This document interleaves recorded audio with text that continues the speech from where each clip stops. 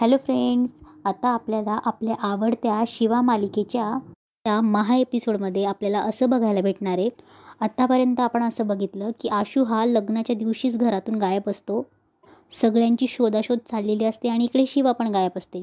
आणि आशू कुठे गेला आहे हा आशूचा मित्र, जवळचा मित्र मांजालाही माहीत नसतं आणि शिवा कुठे गेली ही पाना गँगलाही माहीत नसतं.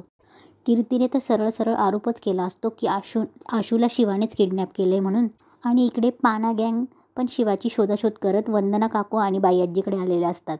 तेवढ्यात तिथे कीर्ती आणि सीताई पोलिसांना घेऊन येतात आणि सरळ सरळ आरोप करतात की शिवांनीच आशूला किडनॅप केलं आहे म्हणून. आणि नंतर आशू आपल्याच लग्नाच्या मंडपात शिवाला सोबत घेऊन येतो. आशूच्या हातात डिवोर्स पेपर असतात. तेव्हा भाऊ बोलतात, आशू अरे काय हे? तेव्हा आशू बोलतो, हे माझे आणि शिवाचे डिवोर्स पेपर्स आहेत. तेव्हा सीताई बोलते, आशू काय करतोय हे? तेव्हा आशू बोलतो, जे खूप आधी करायला हवं होतं. उशिरा का असेना पण मी केलेली चूक आज सुधारतोय.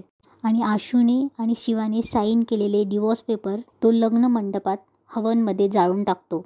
अशा प्रकारे पुन्हा आपल्याला शिवा आणि आशूचं लग्न बघायला भेटणार आहे.